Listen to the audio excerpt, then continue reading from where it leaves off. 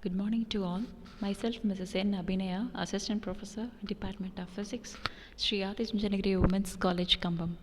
Today I am going to discuss about the various lung volumes which are helpful for the measurement and instrumentation of breathing.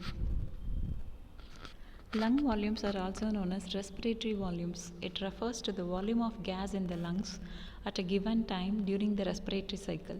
Lung capacities are derived from a summation of different lung volumes. The average total lung capacity of an adult human male is about 6 liters of air.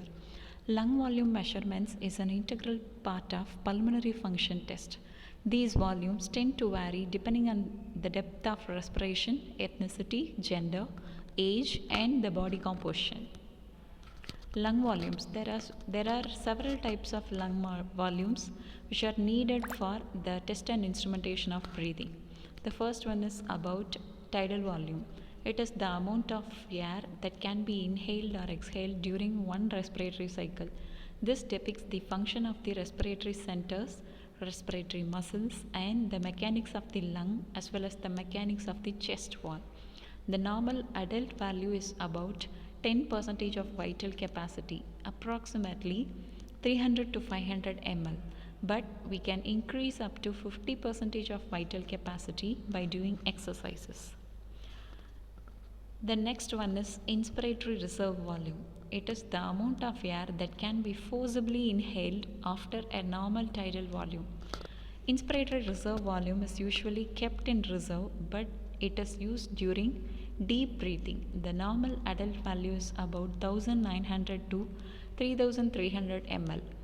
Expiratory reserve volume. It is the volume of air that can be exhaled forcibly after exhalation of normal tidal volume.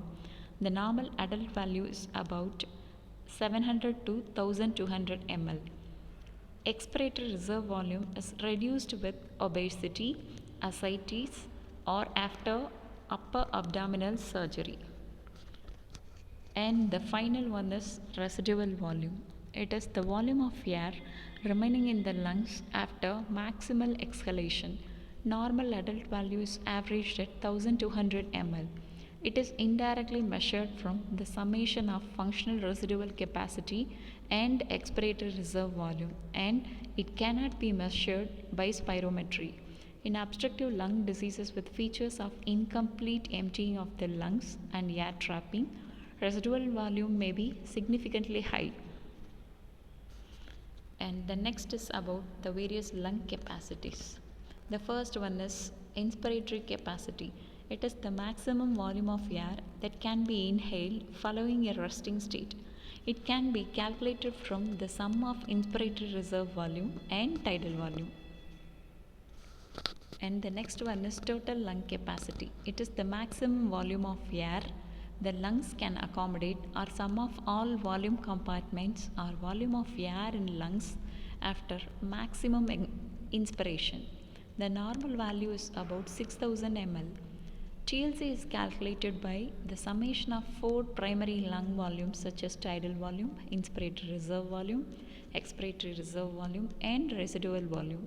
TLC may be increased in patients with obstructive defects such as emphysema and decreased in patients with restrictive abnormalities including chest wall abnormalities and kyphoscoliosis. And the next one is vital capacity. It is the amount of air exhaled after maximal inhalation. The value is about 4800 ml and it varies according to age and body size. It is calculated by summing tidal volume, inspiratory reserve volume, and the expiratory reserve volume. Vital capacity indicates the ability to breathe deeply and cough, reflecting inspiratory and expiratory muscle strength. VC should be 3 times greater than tidal volume for effective cough. VC is sometimes reduced in obstructive disorders and always in restrictive disorders.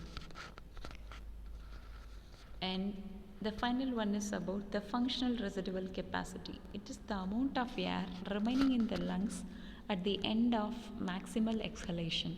It is calculated by adding together residual and expiratory reserve volumes. The normal value is about 1800 to 2200 ml.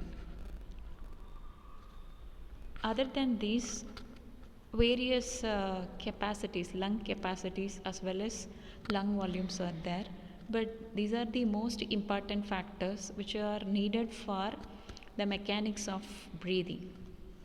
Thank you.